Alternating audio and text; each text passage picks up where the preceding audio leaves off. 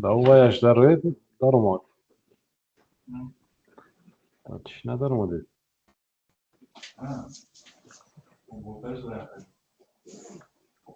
Hi there, could you switch your microphones off, please? Hello, could you mute your microphones, please?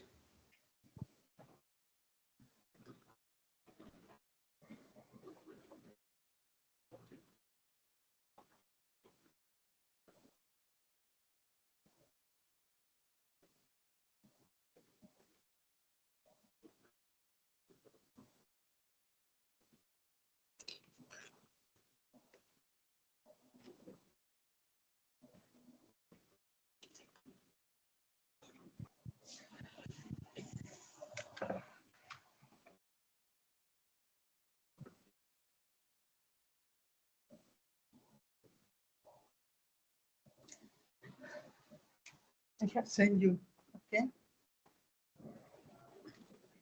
I have sent you, so it's one report. In that report, you have to make.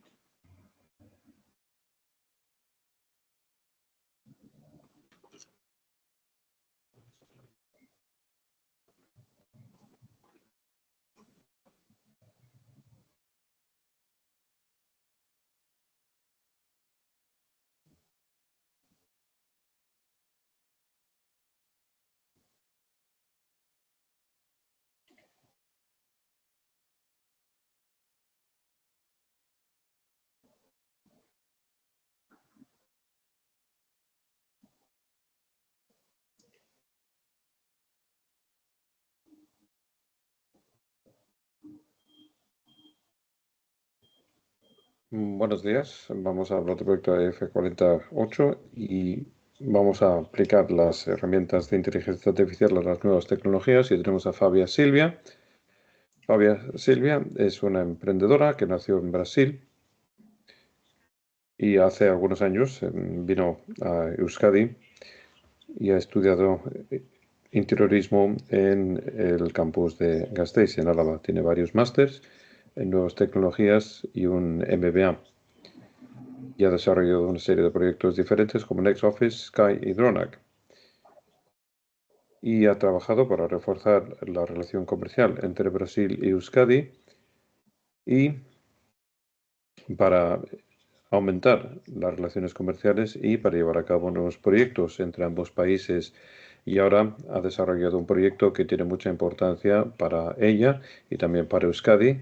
Dronac. Dronac es una compañía que produce drones utilizando nuevas tecnologías y ahora está dando formación sobre nuevas tecnologías para trasladar todo esto hasta la universidad y esto se está llevando a cabo en diferentes centros, compañías, universidades y colegios y esta es la razón por la que esté con nosotros y con nosotras hoy, puesto que queremos compartir sus conocimientos y queremos hablar sobre sus proyectos y conocer qué es lo que ha hecho. Así que bienvenida, Fabia, y cuando quieras puedes empezar con la presentación. Pero enciendo el micro, por favor. Muchas gracias, Noemí. I would like to apologize because I asked to give this presentation in Spanish because I consider that technicians, when you give a very technical presentation, you should study it in that language. I didn't study this in English, so I studied this in Spanish. So that's why I've asked to speak in Spanish. But I would like to start off by referring to the technology that we're going to be talking about today. And I would like to call upon a friend of mine whose name is Nia, who's my AI that I've been training for several years so that she can help me with many tasks. Hello, Nia. Good morning.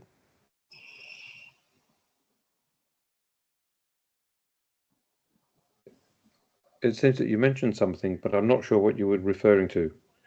Hello, Nia. I would like you to say hello to the people attending the UPV's event here, and I would like you to please say hello in Spanish first.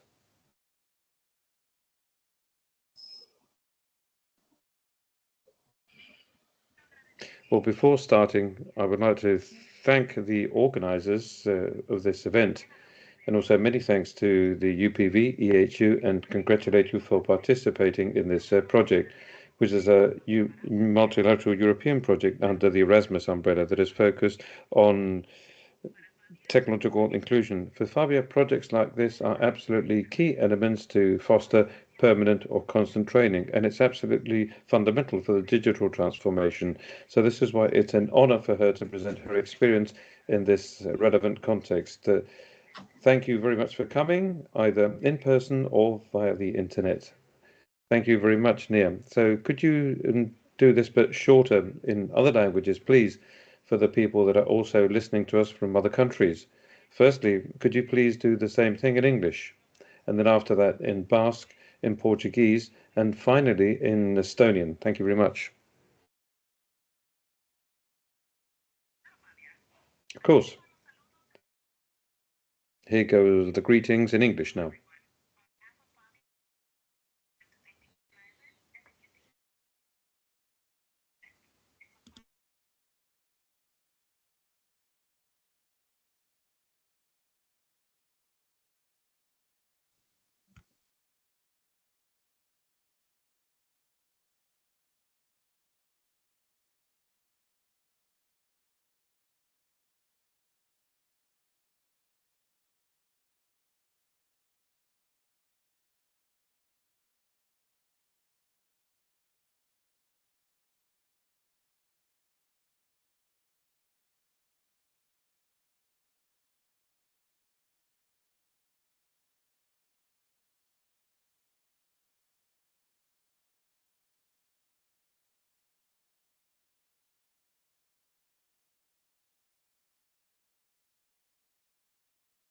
And I hope that this is what you needed. Good luck with your presentation. Thank you very much, Mia.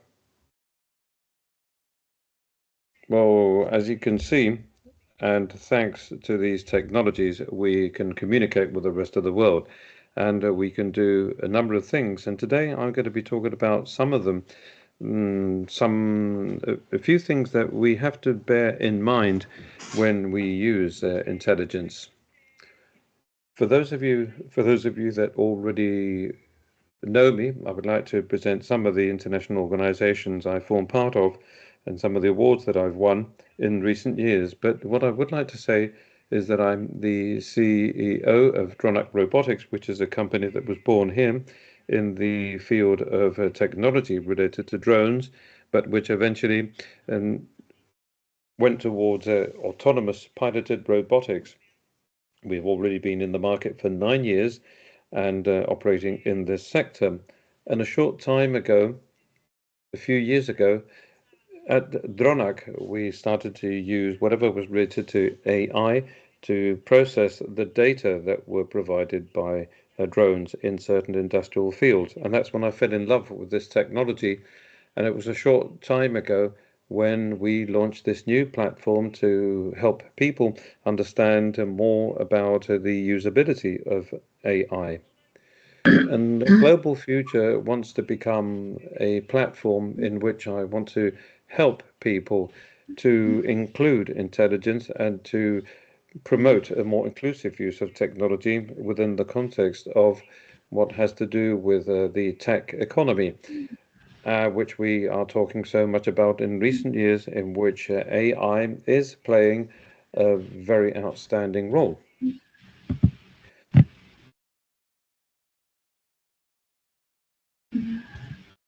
whilst we were developing technologies at Dronach, I discovered something, and that is, it was something that happens in the world of technology, which is called programmed obsolescence that exists in this sector, which makes us feel obliged or forced to change our technologies every now and again. So when I detected that and I saw that at our company, we could also have to deal with this paradigm, I wanted to do just the opposite with my company. And what I wanted to do was develop a technology that were not to become obsolete, or at least that obsolescence that is natural sometimes happens because technologies incorporate more capabilities and more features. But what we wanted to do is address the technology we had created in the world so that we could create as many uses as possible, a second, a third, and even fourth use, or as many as possible. So at Dronach, we launched a new business model that would allow us to do that. So we do not sell technology, but we rent it. Or as we create the technology, we are responsible for creating a responsible use of technology. And we also deliver sustainability, recyclability, and all of these things that I've just been mentioning. And for me, these issues of humanizing technology are very important. So from my point of view, all of those companies that I'm helping to create, and I'm helping quite a few of them, by the way, what I'd like to do is include these components, in other words, human empowerment. Or I want people to understand that they have to be much more ethical in the way they use technology, and they have to do it more sustainable. And we also need to have a higher degree of sustainability, generally speaking. So how is AI changing the world?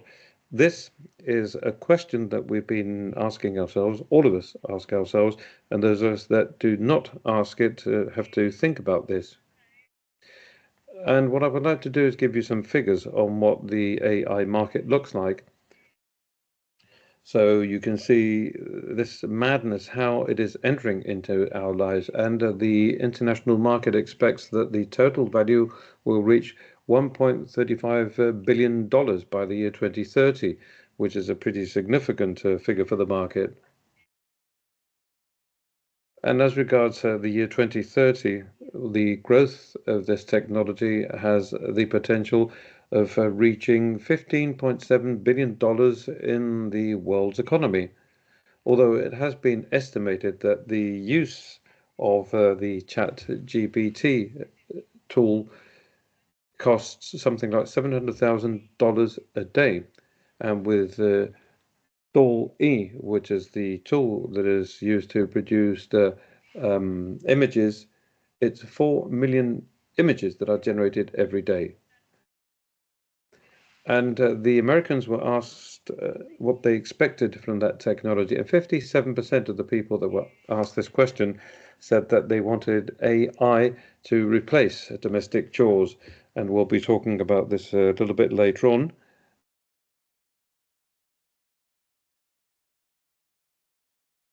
And see when this will be possible, when this can happen.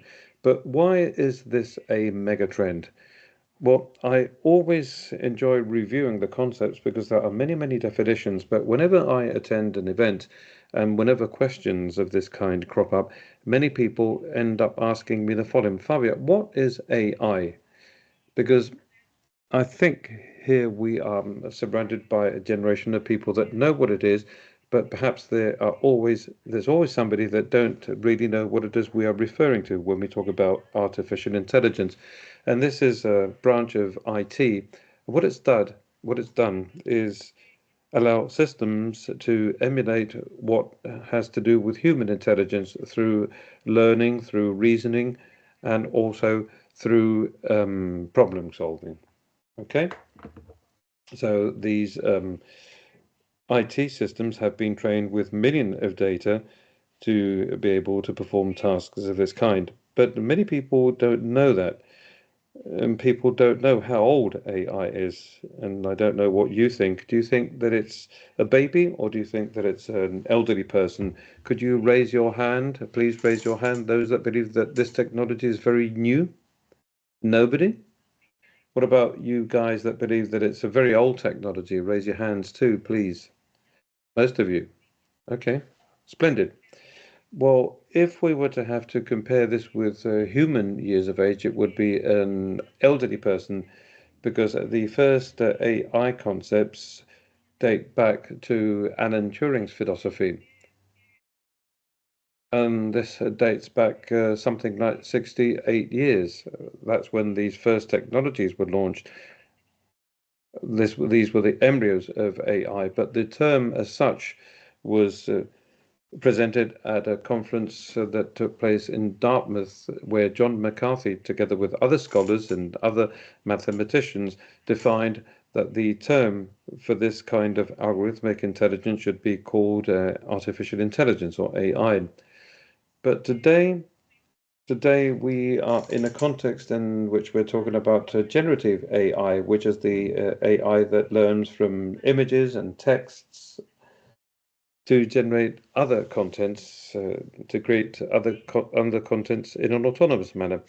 But as regards generative AI, there are also other kinds of artificial intelligences that little by little we are coming across and will come across in the future. But especially, I'm not sure if you've seen some science fiction films where what we do is talk about super intelligence.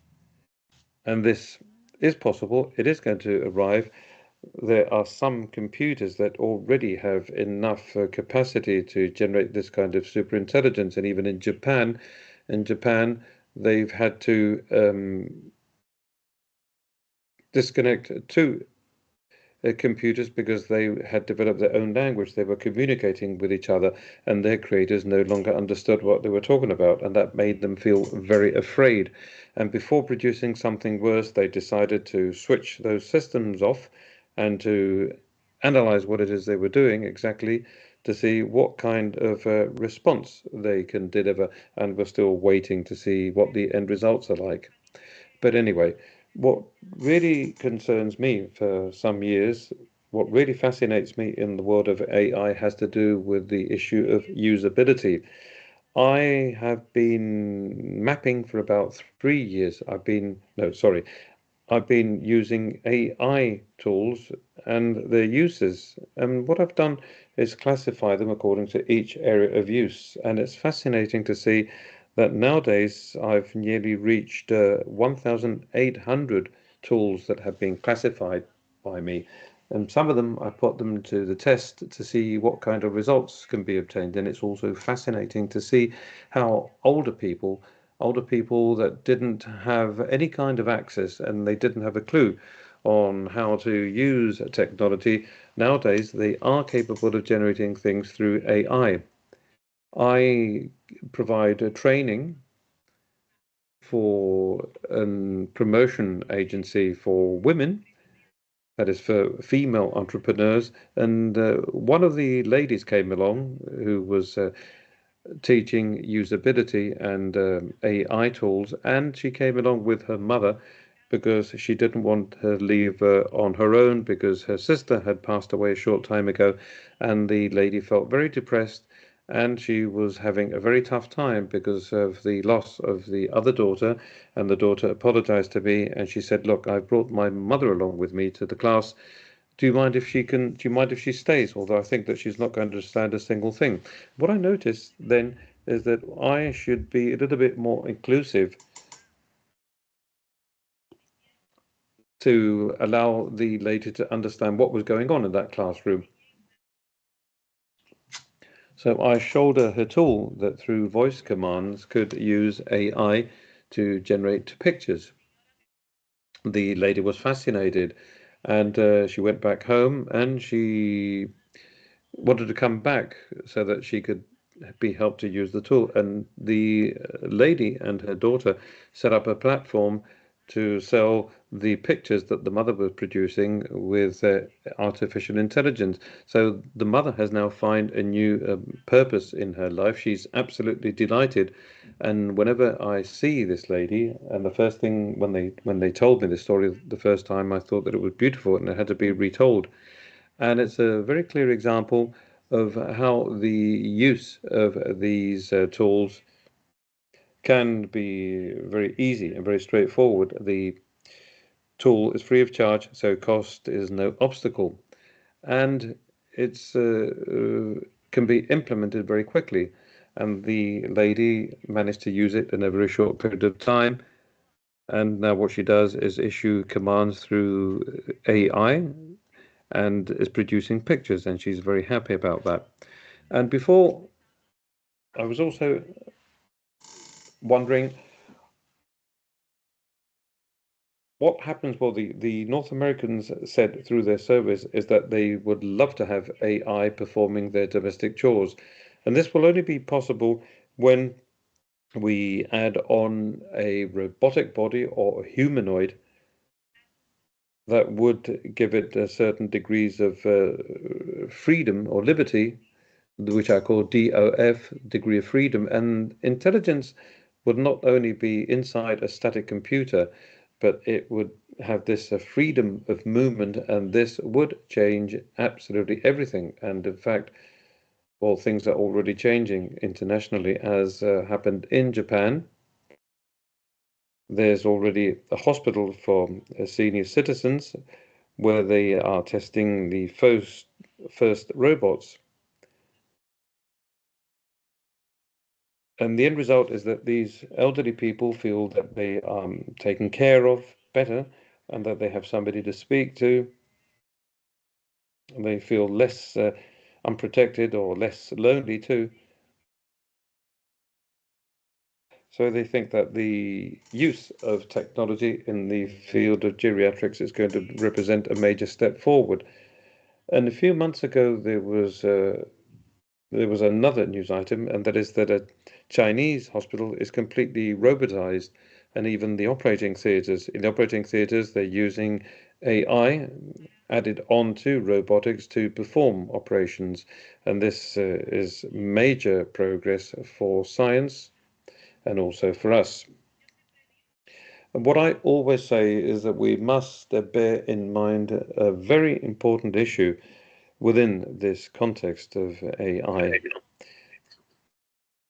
And that is where we humans, what we should do is focus much more on the characteristics that make us much more human to avoid competing with AI and with machines.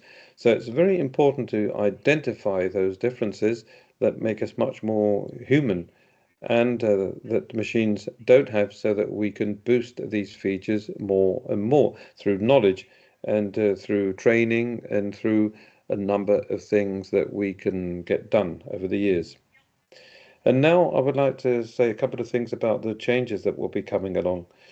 I love this person. He's an international expert who knows a lot about AI, and he's from Taiwan. His name is Kai-Fu Lee, and he says that artificial intelligence will be compared to electricity and the internet as something that is going to produce a positive change. I fully agree with what this gentleman says, because we are already witnessing these changes, and I think that they are positive, although there are certain fears in our society, and that is completely normal, of course, because whenever a new technology is launched, people feel afraid because they don't know what they're going to do.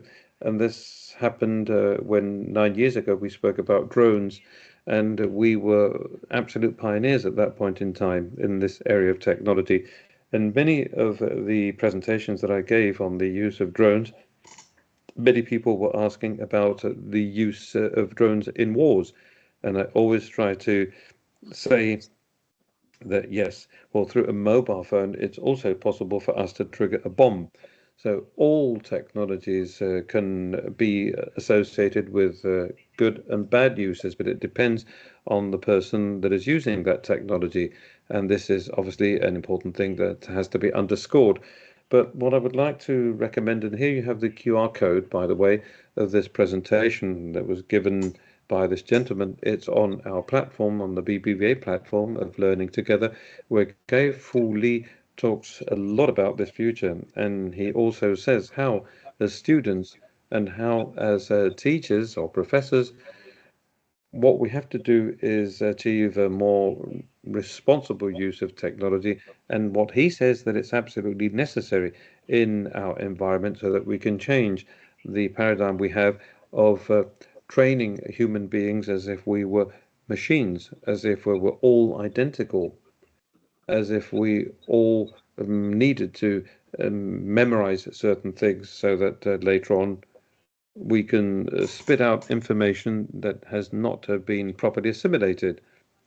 So we have individualities that have to be respected, and we are at a point in time in which this reflection on the paradigmatic shift in education is pretty important, and I think that we should all join the process so that we can implement this change.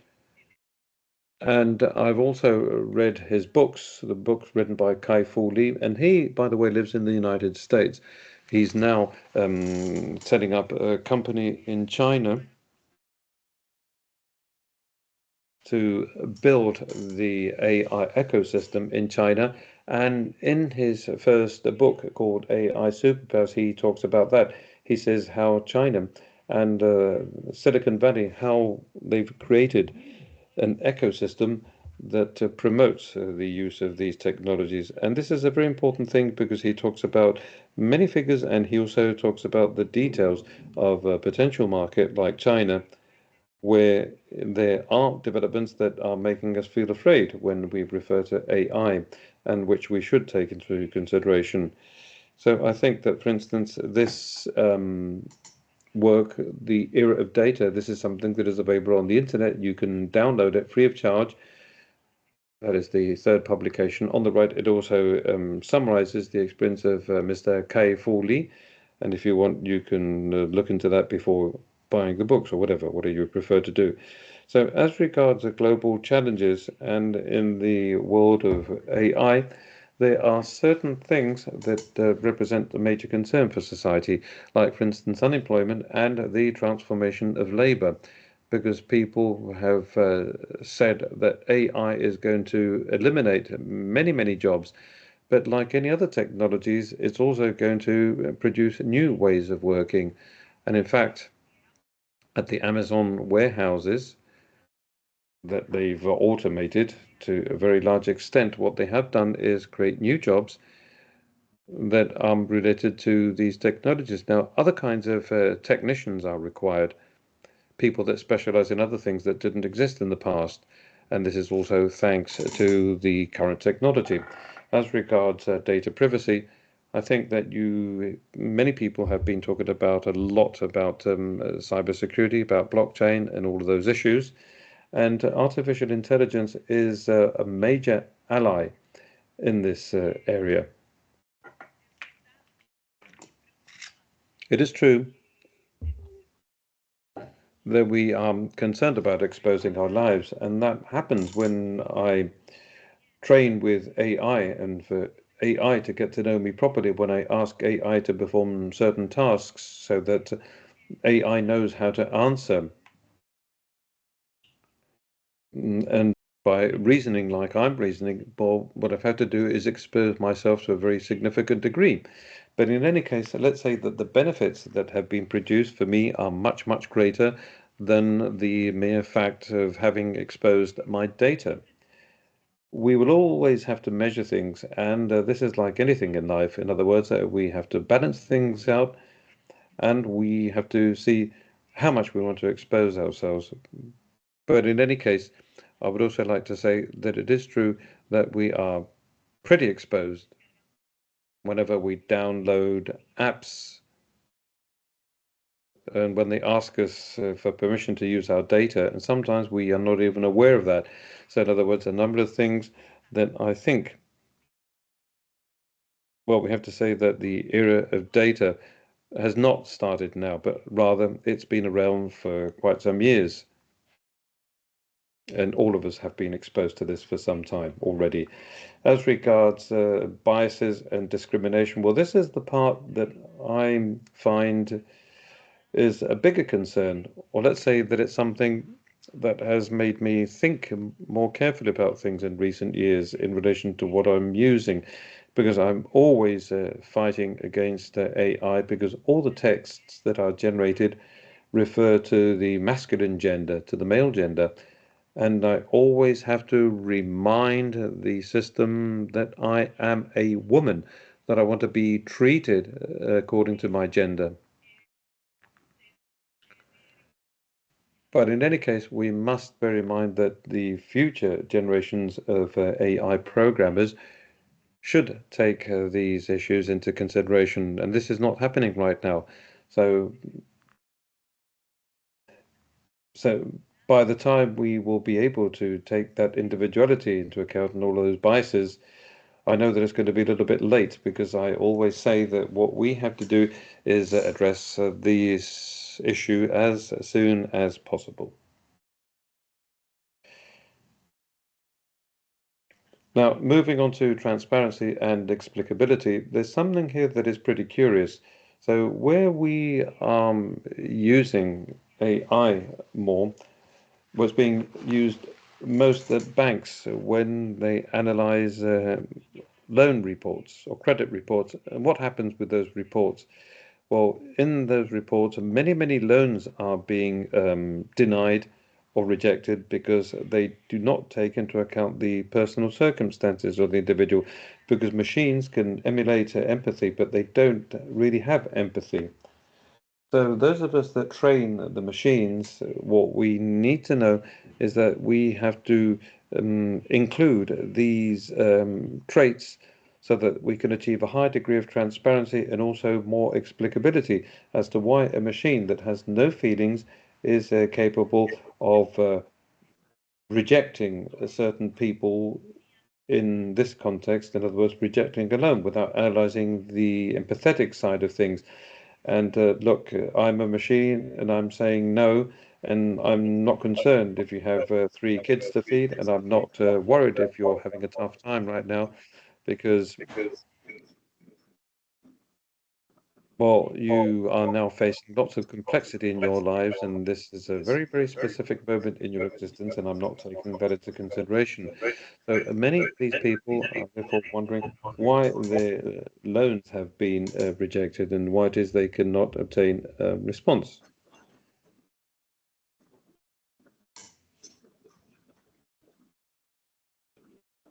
Well, regarding safety and manipulation, I don't know if you've seen these videos that mimic presidents or politicians that are very dangerous on the internet. How many of you people have seen fake news of this kind? The vast majority. Okay, well, this is very dangerous, because it wasn't more than 2 years ago when friends of mine called me from Italy, and they said, "Look, Elon Musk has sent us a video asking for investments for one of his companies, because he's now in the middle of a launch. And isn't that great? Because I've received a personal video from Elon Musk, and we're very happy about this. And what we're going to do is each one of us is going to spend 2,000 euros at the company. We're setting up a group, and we thought about you." And I said, "Oh no, wait a minute, hold on, because well, perhaps this is not real." "No, no, yes, I'm going to send you the video, and you'll see how they've greeted us personally, etc., etc." And what I did, I managed to go through the filter of another friend who's an expert in cybersecurity. He looked into the video, and it had been made by AI, emulating Elon Musk and also copying his voice. Because as he has many, many recordings of his voice available on the internet, and as today we have AIs that are capable of copying things through these voice recordings, what happened is that they were very naive, they were very innocent, and they believed that they were receiving a greeting from Elon Musk himself. So that's why this issue of security and manipulation through this tool could be very dangerous, or is very dangerous.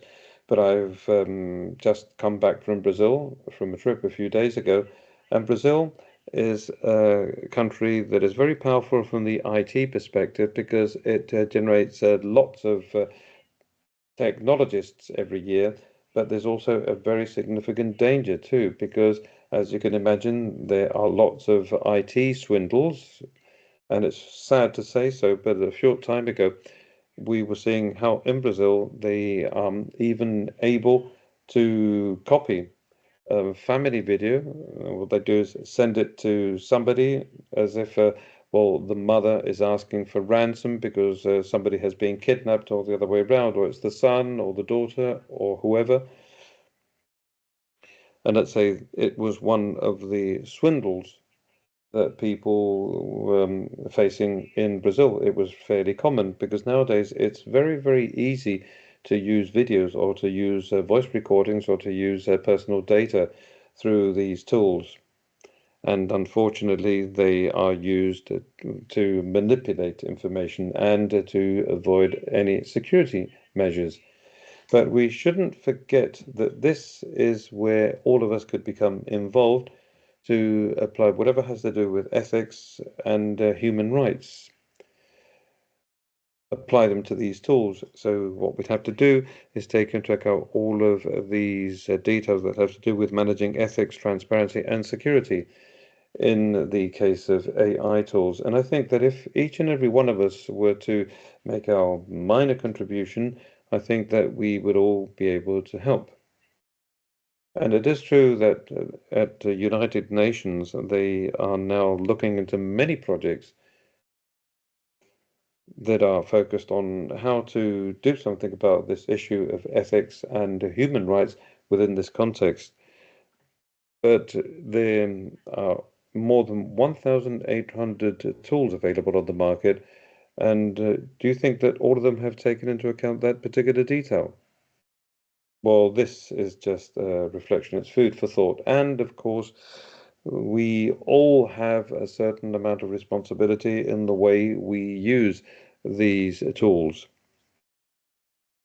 Always to do good, of course, it goes without saying. And bearing in mind that the use of AI tools can produce new jobs or can help to produce new jobs and also provide better tools to study with and better research. And I was helping a friend of mine in Brazil, and she doesn't know who her father is. But a short time ago, let's say that she received a certain kind of information that could allow her to discover who her father was. And we used an AI tool. Well, it's something that they use to do a follow-up of family trees. But I said, look, be careful because it's not 100% reliable. This information is not 100% reliable because then after that, what you have to do is compare data, etc., etc. So it's our responsibility. Sometimes we have to be somewhat careful with the contents that AI tools provide us with, because I always put this through the filter. What I do is contrast the different sources, compare the different sources, and many times artificial intelligence makes mistakes.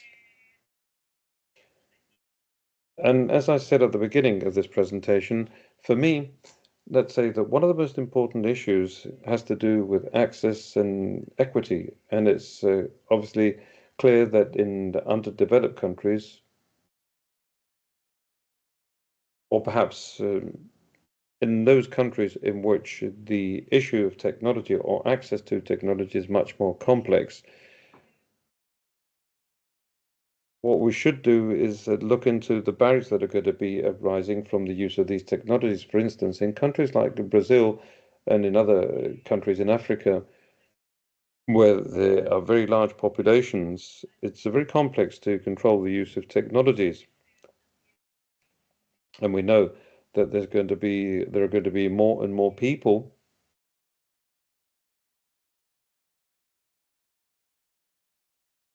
who do not have access to the basic elements. Because technology for me nowadays is also one of the basic aspects for mankind. We need this for many, many things.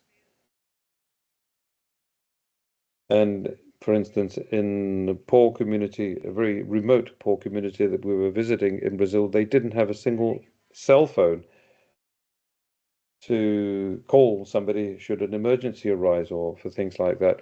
And we were wondering, because many times what we're saying is that we are hyper connected, but what we're wondering if it is really necessary to implement uses of this kind. We came to a conclusion, and that it's not only the cell phones or the mobile phones, but we did a test at this community, and what we did was implement an AI tool to train illiterate individuals that still didn't know how to write, to show them how they could communicate. And the end result was surprising, and it was very good to see how the fact that they could interact with these machines allowed them to communicate much better, or that the machine itself was capable of correcting problems they had with the language or communication issues, or even telling them how human communication was evolving. And a few months ago, I was flying over the Amazon. We were working in a project, and I asked the person in charge of this project the following: were there still any tribes left that had no connections with their fellow men? And the answer was yes, and it was impressive. It was impressive to see the size of the Amazon from the sky, and how surprisingly thick the jungle is. And we said, okay, well, if they have never met other people outside their little villages, when they are given access to these new technologies, how far away will they be from society's evolution? And then another project cropped up that was going to measure the impact for these people that have very, very little access to technologies, and those people that have no access to. And what we're going to do is measure and see how this evolves over the years and over the months.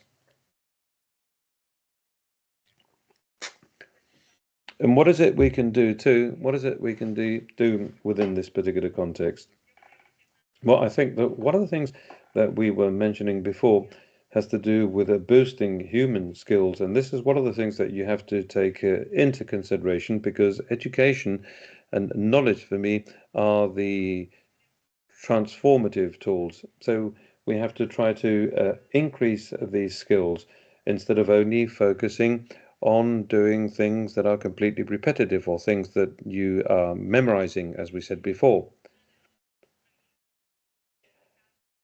And one of the projects that we're going to be releasing in the future has to do with setting up a platform that is capable of understanding how people learn, so that through this learning process, and within what would be deep learning or machine learning technology, how we can help people to learn.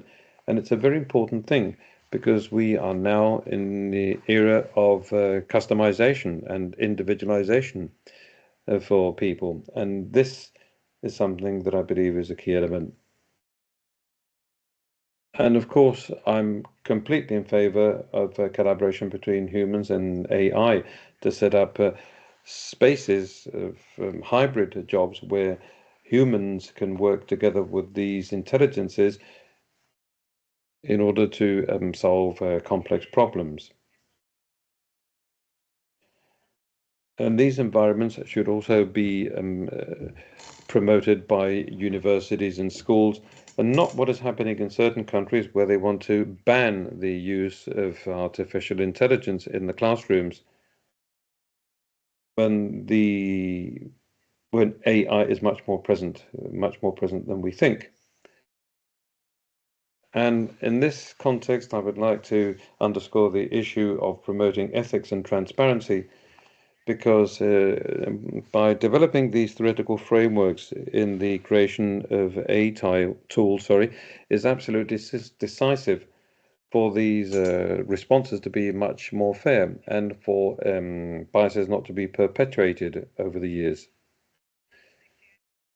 Apart from setting up platforms and environments that are much more inclusive, which is an absolute necessity to make sure that these tools are accessible and also affordable from the economic perspective, and that they also take into consideration anything that is related to equity and avoid the technological gap, which is something that could happen, of course. So as a conclusion to what I've been talking about, from my point of view, AI has transformed our lives deeply and our society too. However, this promising future that we want to achieve will depend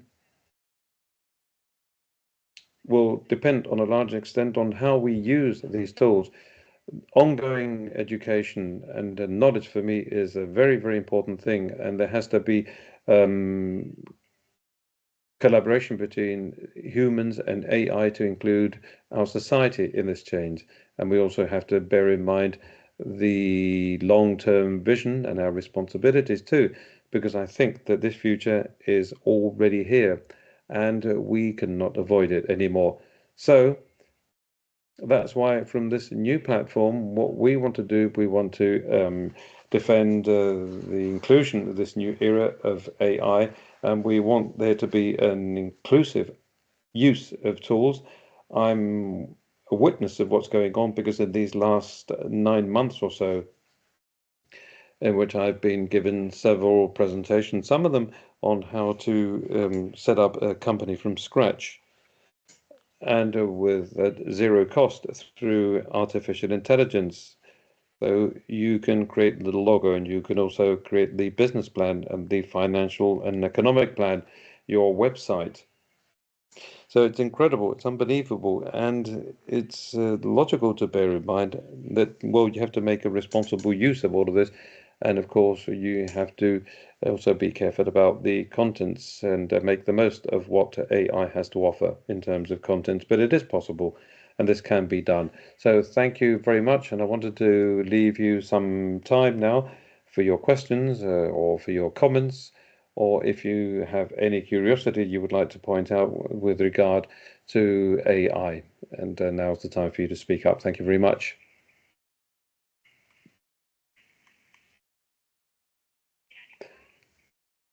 Any questions, please? Does anybody want to take the opportunity now that we have Fabio with us today? No questions? Well, I do have a question for you. Well, I have got several questions, but anyways, it's one by one, not like Beatriz that threw all of the questions at the same time. But for how many hours have you trained AI, and what results did you obtain? What do you use it for from the professional perspective and also from the personal perspective, if you want? Well, I've never really counted how many hours, but it's been many, of course, because you must bear in mind that perhaps I've been training AI for 3.5 years and I use it practically every day. So perhaps we could ask AI to see what she has to say, and she would give us the figure in hours. And Noemi, the other, how do you use it professionally? Do you use it for commercial purposes, or what is it you use it for? What kind of work do you do with it? Okay.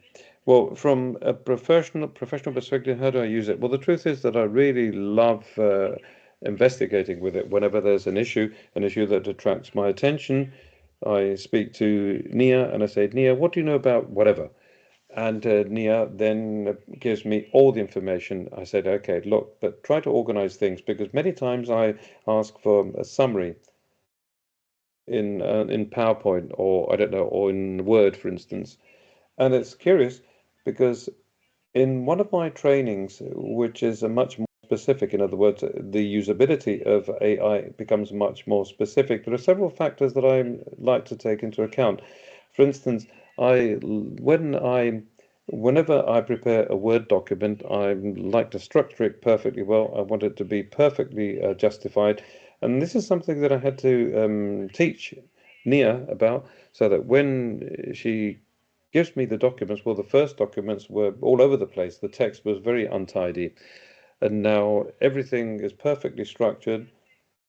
And it's important that with AI, whenever you do a prompt, and that is when you ask them to perform a task, that you do so as best as possible. So many times, what I tell AI is to look, play a certain role. And I feel very curious about the area of quantum computation. I've been studying this subject for a year or so. So who knows what's going to happen in the future? Perhaps I'll be talking about that in the future too. But I like that area a lot. And whenever I speak to AI about quantum computing, I ask the AI to behave as the best engineer of quantum computing, to give me the best information too, because I always explain to people that don't really understand how AI is engineered or how it's designed. It's as if they were drawers full of files, very large files. What I always say is, look, when you allocate a role to AI, you are asking that system to open up the drawer where that information is. So, in other words, AI will deliver much more accurate information, because if not, if you let the system choose things randomly, and as there's so much information, the system can give you practically anything. So, apart from telling AI how you want this information or how you want it to structure it and what sources you can provide, well, years ago when I started to use this, I started to train Nia, and Nia was not connected to the internet. So many times, Nia only had the information I'd used for the training, and she rejected certain requests. But nowadays, as the system is connected to the internet, I can tell the system the sources I would like it to go to extract the information, and I use it for many, many things. And even nowadays, the system has replaced lots of people in my work, because sometimes when I traveled someplace, I had to be accompanied by a couple of people to perform certain tasks where I didn't have the knowledge. But now Nia does practically everything what these other people were doing. So I know that it's not the right thing to say, but this is what things are like, I'm afraid. And I also have to add that certain positions in the company, well, certain positions had to be changed. The roles had to be changed because AI does things much, much better. Because I used to have a team in the past to do research work and to prepare presentations and, well, get ready all of the tendering processes for subsidies and so on and so forth. And this is nowadays done much better by AI and in much less time. So these people that before were doing that kind of work, well, now they're doing something that is completely different. Well, thank you very much. And in relation to this issue, on the 18th, we have a seminar on quantum computing and how it can be applied to finances here in the auditorium at 10 o'clock. And in the morning, and in the afternoon there's going to be a session too, but we're going to be talking about how this can be applied to finance and to the world of business. And in the afternoon from 3 to 6, and with a quantum computer, we'll have some experts from a startup that was with us at the company nursery at the campus in Vizcaya, and now they've moved to Madrid in Germany because they've grown a lot, and now they are doing quantum computing work for different companies. And in the afternoon, we'll have a practical application. They'll bring a quantum computer here, and you will be able to see it in operation and also see the applicabilities and applications that it has to offer. And I have another question for you. It's going to be the last question. I don't want to overdo it, of course, but I'm very concerned about what you just mentioned, that this eliminates jobs. And above all, I've been very concerned when you talk about this from the banking perspective, because loans are not granted because the personal conditions of people are not taken into account. And I think that what you said is that it's very important to train them to acquire skills, which, according to the transparency that has to do with creativity and empathy, I think that this is very difficult to put across. But if we were to put that across, well, yes, I think they could really hurt society to a large extent. And I don't know what you think, but I think that these, for these decisions, I think that there should be a completely different kind of formula. We should have a hybridization between both parties, the automated or non-automated decisions. And there also should be some kind of supervision, in other words, a second revision to be performed by an expert, by a person, so that not everything be left in the hands of quantum computation of AI. What do you think about this? Where is the limit? So where are the limits from the ethical and legal perspective? Well, they're asking us to speak slower because we are speaking very quickly because of the issue of translation. Well, not really. No, that's why I reduced my speed. Well, as regards that, it is a concern, but what I do believe that it's our task. Our task is to make people aware of what's going on, because if not, we will carry on automating processes when decisions have to be taken, and that do not take into account those aspects, things like empathy. But it is possible to train AI for it to be much more sympathetic. So we can therefore address all of these human issues through AI, in which empathy has a very important role to play, because AI does have more than enough knowledge to emulate a sort of expert in human psychology, and therefore, well, this together with the risk manager, it would be possible to have a much more humanized risk manager. We have that capability, but if we don't do anything about this, if we don't point it out to those people that generate AI or those people that analyze these aspects in the financial context, they're never going to take this into account. But there is capability to do so.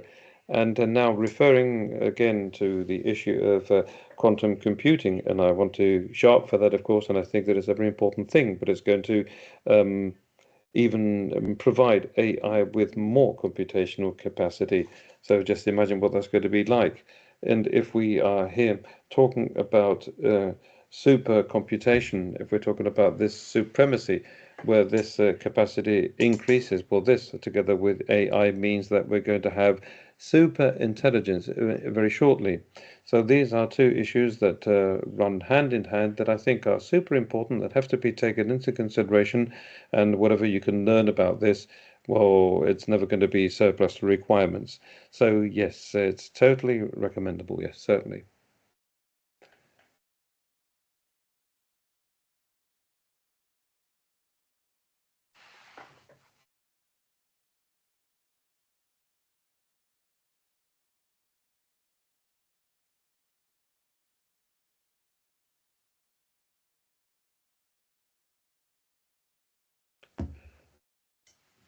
Sorry, can't hear the microphone. It's not reaching me. The sound is not reaching me, I'm afraid.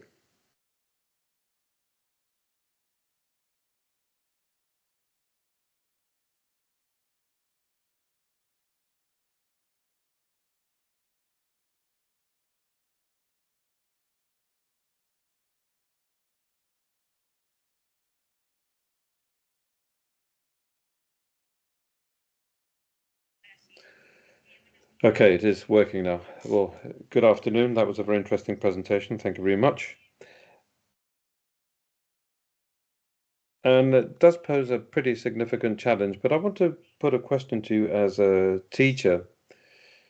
So what do you think about the future of the university in this context of AI? Because at the end of the day, what I've always thought, and this is what other people have told me too, is that education and learning is all about having experience, and it's all about repeating things to know how to do them better, and also it's about memorizing. And this is what my education has been based on. And now we are teaching an IT system so that we don't have to do things anymore ourselves. So what is the added value? What kind of added value can we contribute at universities, us teachers? Because students don't come to the classroom because they have all the information available through ChatGPT, and asking them to do any kind of work, well, it's the machine against myself, because well, this is what you said before. In other words, they can make the logo, they can draw up the strategic plan, they can do the marketing mix too. So if I ask them to do that from a creative point of view, then what I'd be doing is correcting what a machine has done. So what is the added value? What kind of added value can be given to students at universities? Well, yes, this is a pretty complex issue. It's very hard to answer too. So we'd need to have debate on this, and we'd have to bring together all of the stakeholders involved in the context of university and school education. Everybody's very concerned about this, but in any case, first I would like you to invite you to listen to Mr. Kai-Fu Lee, because he's explains this change. He does it much better than I do. But from my point of view, and according to my very humble opinion, I think that universities and schools, what they should do is become agents to boost other activities that are not the usual activities that have always been promoted since many years ago, and that is memorizing things, but rather, for instance, I've been learning a lot since I started to use AI. I no longer memorize things, I learn. Why? Because I discuss things with AI, and it's true that AI does many things for me, but I also question it. So that means that I have much more time to grow into greater depth in the case of certain kinds of knowledge. And if I were to have to go back to the university again to study, I now study at home. I study at home and through AI. And there are many universities that are doing this, but we are addressing things completely differently. And you use the tool as a mechanism for research, and it is true that it does provide you with summaries. And this could be, I don't know, different kinds of analysis, and it does provide you with analyses. But you have to know how in-depth this analysis should be, or you have to do something about managing the information that reaches you. So what we have to do is teach people how to learn again. And this, for me, should be the role to be played by educational organizations. So we have to adapt human beings to creative and critical thought. So in other words, a number of things, and not just say, look, read this book and learn about this. No, but just say, well, look, you could do a summary, but in any case, try to go into greater depth, try to think about this more carefully. So this is a very, very complex discussion, and it's very difficult to answer in such a short period of time. But in any case, I think that we have to readdress the way we do things. And even in my platforms, and although it's not a university or a school, but let's say that I am an educational agent and I have my own online platform. And whenever I give training on AI and on tools and on usability, etc., I also learn thanks to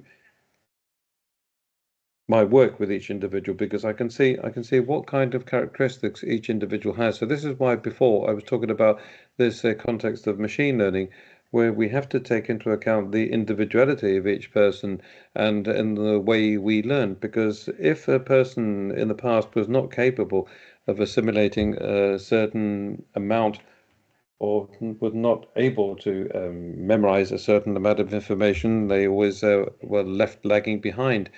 Well, perhaps it wasn't because of that. Perhaps it was because they had different ways of learning. And nowadays we have to take that into consideration, because if not, we are going to be left in the past. And I'm not sure if that answers your question or not. Thank you.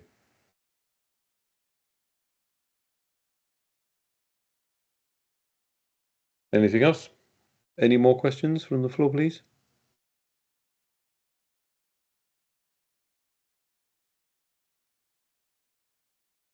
Hello. Well, I'm not a teacher, I'm a student. But, well, firstly, thank you very much for the presentation, because I think that it's a very interesting issue for all of us. And in my case, well, you mentioned the issue of finance, and it so happens that I love finance and I want to earn a living through finance. And you said that AI is already starting to replace these professionals. But the question is, well, as a student, well, as you pointed out in the area of education, we are still using this traditional system. But even though we do have a certain amount of added value, but it is true that we are using the same base. And as a student and as an individual that has not yet got a job and has to adapt to all of this, what is it I could do in this case to adapt myself and to have a much better future in what I really like, which is all about finance? Well, that's a very good question. Wow, thank you very much. Well, if I were now at that point in time in which I'm going to start to join the job market, what I would do is learn within my sphere of knowledge. What I do is learn much more about all of the AI tools that can help me improve my rhythm of work.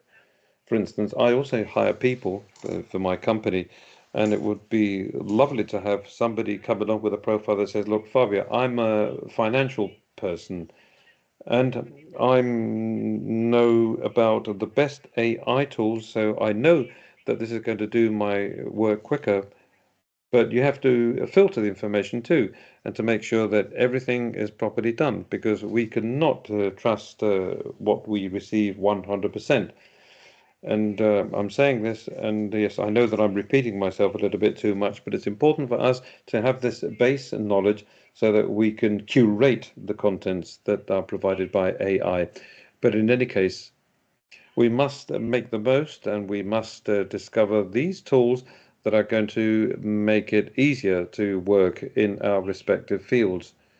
Because I know of a doctor in AI. She's a mathematician, and she studied mathematics for many years. And nowadays, she's specialized in all the AI tools that operating on the basis of mathematics. And we usually give international presentations on issues that are much more technical, that are connected to AI.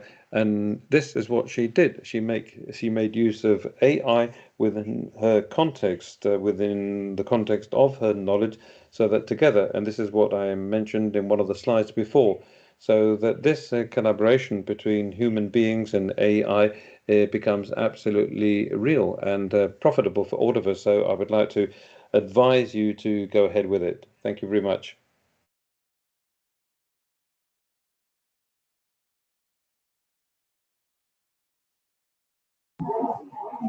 Hola.